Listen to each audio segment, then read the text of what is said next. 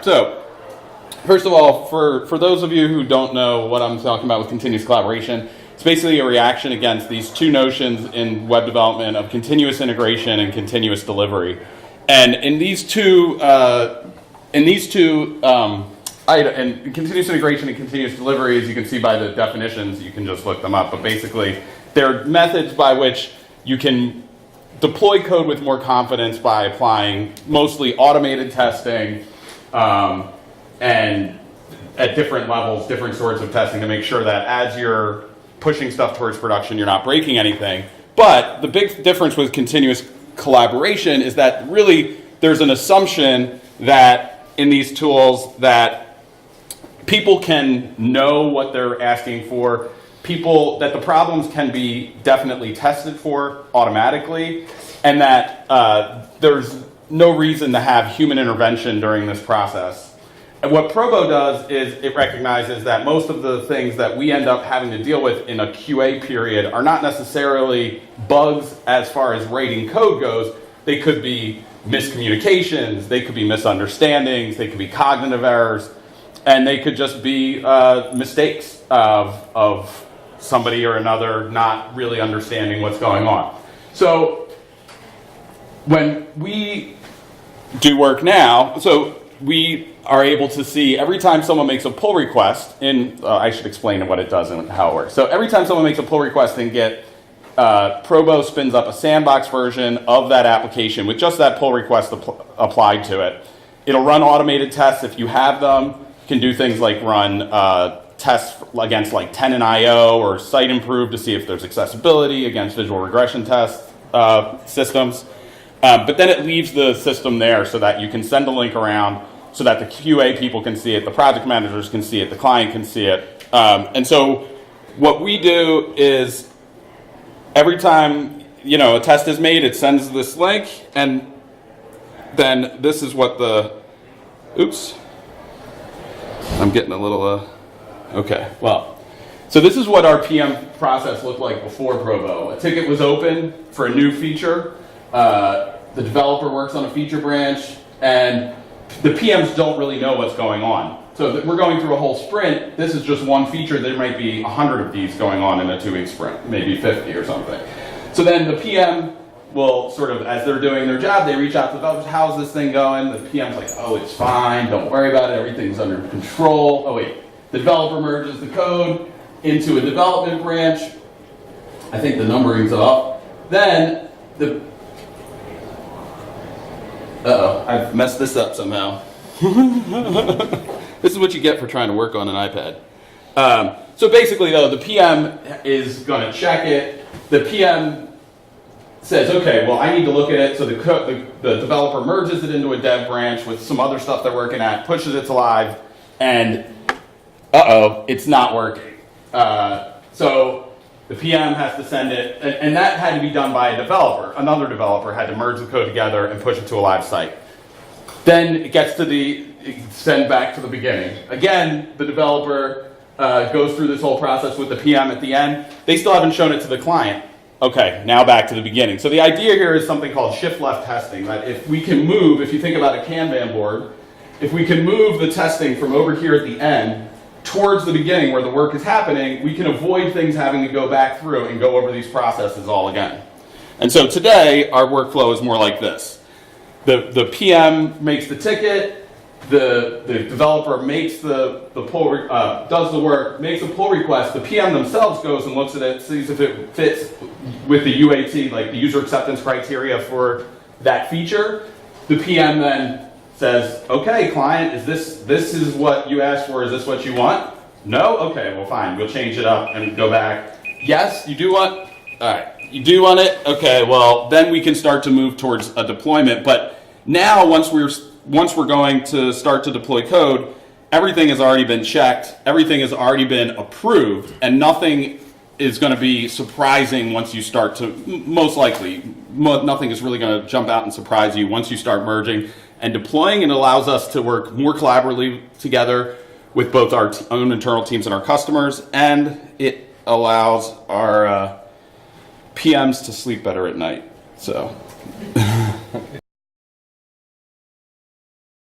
Okay, I'm Kelly Albrecht. One of the things that I do is coach on being better teams and working in agile manners and give workshops.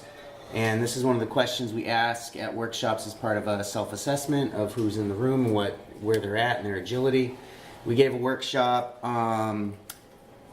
2 days ago, and this was a question we asked, and this was the score. It's safe and possible to release work at any time. Usually a lot of confusion around this question. They scored 40% as a group, so this got prioritized as a topic to talk about in the workshop. First, people want to know when they talk about this, or when we talk about this, is why would you even want to be able to release work at any time? Why? There are a lot of reasons to talk about why you might not want to do that. Also, people take the idea of is it possible to release work at any time as if they could walk up to a production server and just at any time do anything they want to, and that's really not the question. So once you get past that it's not really about just being able to do whatever you want at any time you want. What about, would it be safe and possible, if it made sense to do so, to release your work at any time? Some people say, well, I'm not trusted to release work at any time, or I don't trust others to release work at any time. It's not safe. Something could go wrong. Something could break. There are little process things, and we can talk about each one of these things. Like, well, maybe we can improve the trust on the team. Maybe we can reduce the risk and make things safer, automate things, test things more automatically. Maybe we can tweak the process. So you talk about each one of these things, and you kind of move a little bit closer to maybe it is possible and safe to release work at any time. But then the conversation inevitably turns to more of one of seemingly an unsolvable problem. So if you've got a room full of developers and you're asking them, is it safe and possible to release work at any time? And they're all the way over there on the left. There have been a lot of changes, a lot of developments in team workflow that make this seem like a thing of the past, but this is still a very real thing now. As you could see, 47%, under less than half of the group felt like they could release work at any time. This is still a reality for most people, and you'll hear stories like we get our batch of work and we develop it, and when we're done with it, we pass it over to functional testing. Is it functioning the way we want? Then we pass it over to performance testing. Is it performing? And some of the stories are different. Some of the stages are different in the different stories, but this is roughly the idea. And eventually, it gets over to the ops team. There are still operations teams. They understand production. They get the batch of work. They make it work on production, and they deploy it, and they're responsible for that. And really what's going on here is you get your ideas into development, and then your customers have to wait until it gets through all that stuff before they receive it, maybe months later.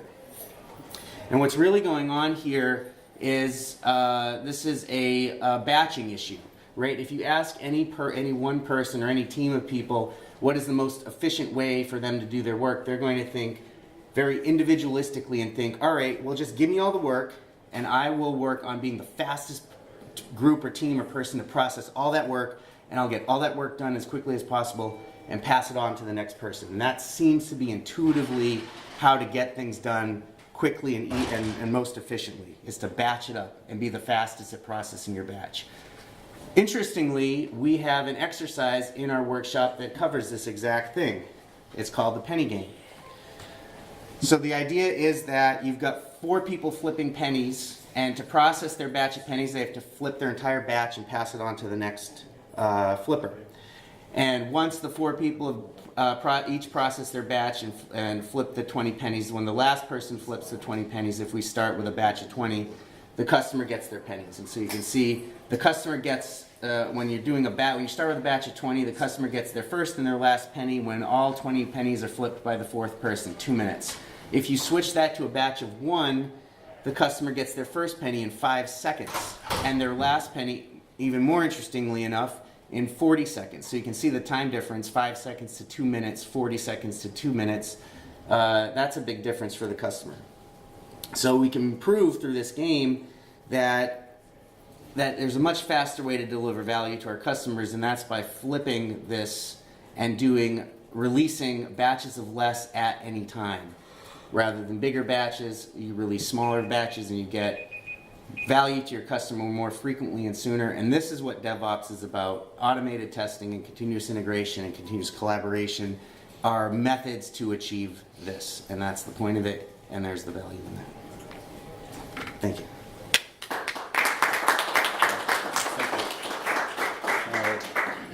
Do a little bit of setup. We'll have. Okay, all right. Hey, morning. My name is Peter Barclay. I'm with Toad, which is a creative agency in DC. And I want to talk to you about the benefits of GDPR, and which GDPR, how many know what GDPR is? Okay, so a few of you. So it's the General Data Protection Regulation that they put into in Europe back in, well, a couple of years ago, but in May it actually became effective. And so there's a lot of things that comes along with it. So I just kind of do a quick recap. What that is. First, the basics, it's about data protection. Data privacy was put in 25th. If you have any websites that deal with European subjects, or you're targeting Europeans, or you have a majority of your traffic that deal with Europeans, then this does impact you, and you do have to follow them. Or you can be a hefty fine of about €20 million, or 4% of your actual revenues. So it can get rather expensive. They talked about Facebook, and they have billions of dollars in terms of fines if they don't comply. So that's why you're seeing all these different consent banners, email, yes, I want to be part of this program, and so forth. So part of the program is that you, as a user, you have these rights. You have the right to control what information is being collected about you, what right before how that once you collect it, what are you doing with the information? You can then request to have your information forgotten, so you can say, hey, get rid of all my personal information. They have to comply and get rid of all that personal information. Know what data is being collected, so like what kind of personal information and all that kind of stuff. I collect your IP address, your name, your social security number, your address, anything that has any kind of personal identification, you should know and control. From a company perspective, then, you have then the responsibility to let users actively opt in. So that's why you saw these 500 million emails asking you, hey, do you want to be part of this program? Or every site now saying that they updated all their privacy policies and everything else. That's what this is all about. They're all trying to comply with this because they have a large chunk of the users being impacted and have a lot of European base. You also have to make sure all your data is secure. You have to make sure you document everything and where it's being processed. Delete personal data if it's being collected. If the person asks, you need to wipe it from your system. You need to report any data breaches within 72 hours. So 72 hours, you have to let them know that, hey, we got hacked or whatever, and you got to let all those users know what's going on. And then transparency, so if they get a request, send me what you have, you need to send them in an XML format or some kind of readable format, all the information that you have collected. It's pretty important stuff. That's why I put on my business attire today. No, I have something else going on later. But GDPR can also make for happy customers. And that's some of the benefits that comes out of this stuff. And basically, first of all, you have some privacy protection. Knowing what data is being collected about you and being able to control that, you feel like you have more control over what's going on. Understanding of how your information is being used. And the important thing here is not when you collect information from a website, or the website is collecting that data, you not only, the company not only need to control that, but let's say they send it off to Google, they send it off to HubSpot, and all these other third parties. You need, as a company, need to know what they are doing with your data as well. So it's not just what you control internally into your website, but it's everything else that you're connected to. And that's where things get a little bit more difficult. Ability control is collected, reduce spam and unwanted email as well, because now you have control because they can't send you on all this unsolicited stuff. 1 minute. 1 minute. I got one slide. So from a company perspective, there's benefits as well, because now you have to document everything. everything that you do, about how you collect the data and where it's being sent and so forth. So you have much better visibility into everything. You also have to secure all your data, so that means you have a better system probably as a result of going through and making sure that your system is compliant. Also company reputation, by implementing this, virtually you have a more secure system that is going to be less suspect to being hacked. And as a result, if you get hacked once, that can really impact your reputation as a company. You also, by having and being compliant, you stand out as being focused on the customer, and you also, most importantly, you build trust with your consumers. And just something came out yesterday, 81% of the people expect their companies or their organizations that they work with to be transparent and open about things that are going on. So this is very, very important, and I hope I can just maybe touch something that you found was interesting. So thank you for your time. Oh, and by the way, last thing, if you are with Drupal, this right here, there's a project under on Drupal.org called GDPR, and it has a lot of links to your modules and so forth that you can implement to do this. But it's much more than just what you can do in Drupal. It's organizational changes as well.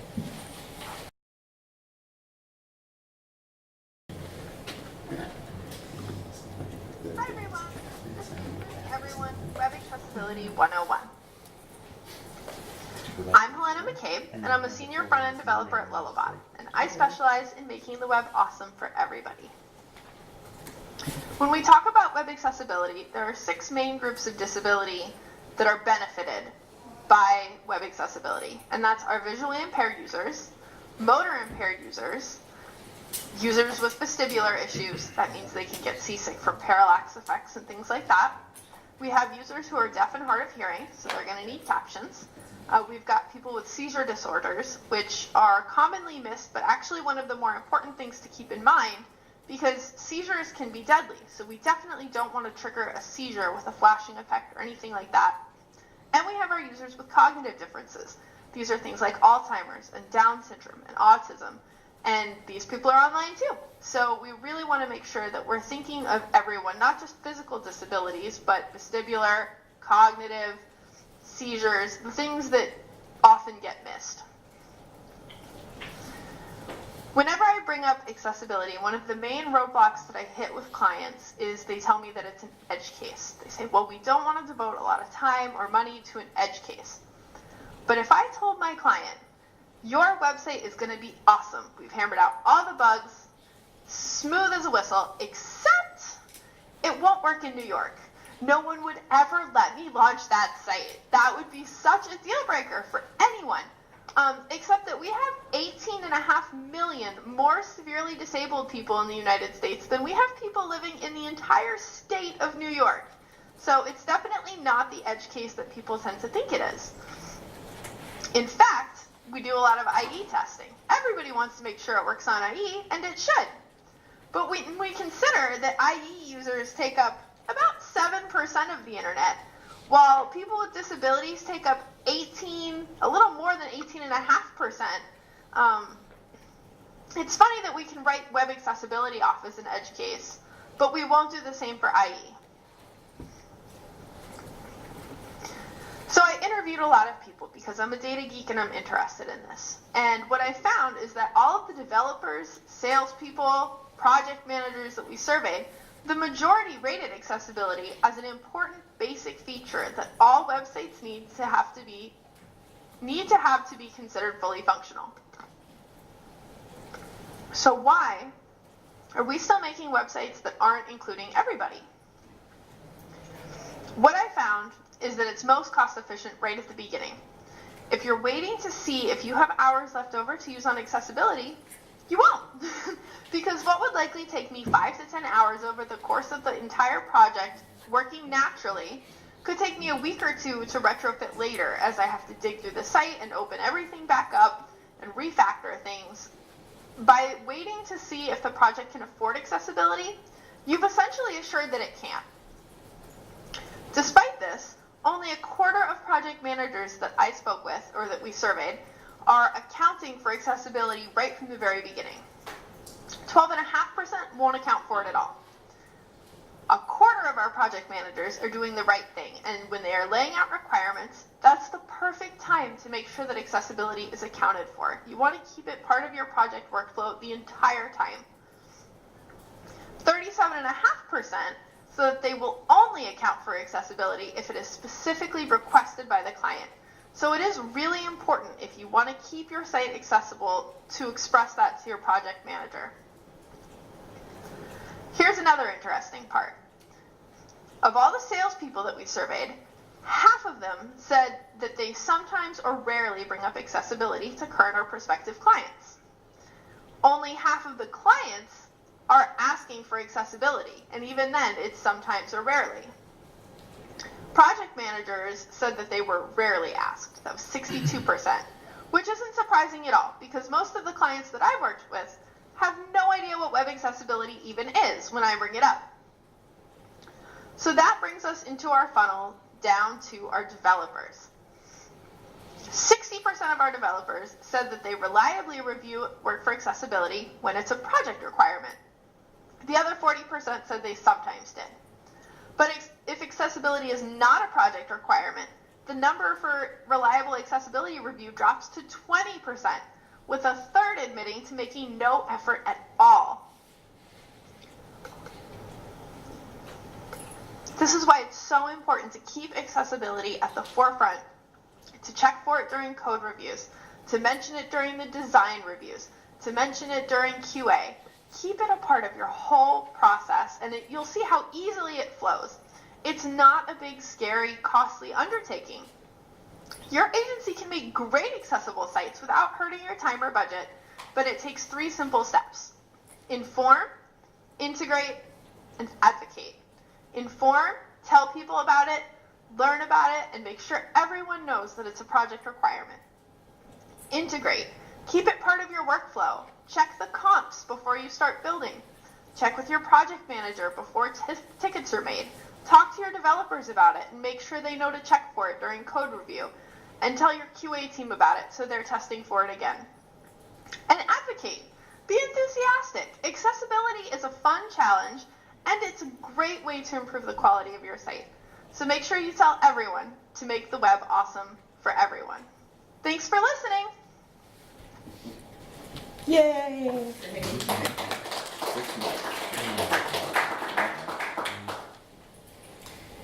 It was longer than 5 minutes. Yes, she took an extra minute. She took an extra minute. I can't see anything from where I'm sitting, well, so. here. She didn't get the Well, scared email. No. So now it's question time. We're not going to be able to ask questions of Helena. Right. But we've made it through all of our speakers, right? Yes. Perfect. So what I need to do, in order for us to be able to capture this on the recorder, our speakers need to come up here and still be able to answer it on the microphone. So come on up, speakers, so that when someone asks you a question, restate it so that we can have it in the recording, and then answer away. All right. Questions, people? Yeah, I was just wondering if the last presentation, Helena, if she provided any resources on, how to build accessibility and not just say like, oh, we should be accessible, but like, these are the colors you need to avoid, these are the animations you need to avoid, these are, the font sizes that you need to avoid, and like practical information about it. Okay, so the question is does Helena provide a presentation where she goes through some practical skills for that? And the answer is yes. If you go to the 2017, I think it is, the 2017 Florida Camp YouTube page, look for Helena's session. She actually does that specifically with the 2016 and 2017 Florida Camp website. She takes you through some of the things that she uses and shows you some practical skills. There's also, I think, accessibility.gov, I think is the name, is the site. It's the ADA, on the ADA site. And also Site Improve, who are upstairs. That's a great tool to use. So you can also, I would ask them, they have lots of documentation on how to avoid the most common errors. There are some plugins too for your Chrome browser that you can plug in that can tell you exactly when you have issues with the color contrast and that kind of stuff. Okay, next question. Don't be shy. I might call on you. You must have done a great job. You must have been so amazing that no one has questions. So, any questions about development environments? I have a question. So if you have two developers working on your site and in their local, one does all the patches early and the other one waits, what would you suggest would be the best practice? Would you have them do all of their updates so that you at least get the same results, or is it okay for them to have like? Microphone, Nneka. So, irrespective of the development environment, do you use source control like Git or Yes. Subversion? Okay, so do you have a process in which you develop like branching and checking out? So, with Git flow, I don't know if you're familiar with it, but with Git flow, you have your master branch, which mirrors production, and you create additional branches that you do your development work on, right? So, if you have, say, a branch that will soon be merged to develop into your master branch, but he is doing work on the side, or that may not be necessary for deployment into production, maybe you just keep it on that branch, and when it's ready, you commit it into your development branch that will be pushed into the production branch. So Git will kind of handle that level of management of your code more than your development environment. I see you want to. Yeah, I would say, and this is, I think, what both Kelly and I were both trying to point to, which is that the more often you can commit stuff back into your main branch, the better off you're going to be long term. So, you want to try to be merging this stuff in daily, every other, however often you can, and you should be working in feature branches, not just in not just in a dev, in a big giant dev branch that you then try to commit it all at once. Yep. Because things like code review or feature review or user acceptance testing, all that stuff is going to be way, way harder if you're pushing it all at once, and you're just going to run into a lot of weird issues. So as much as you can get them to just keep committing it and rebase your stuff every day, then the better off you're going to be. And from a traceability perspective, it's a lot better when you use features to keep track of it. I have a question about the question when you said do the patches. Did you mean like bug fixing?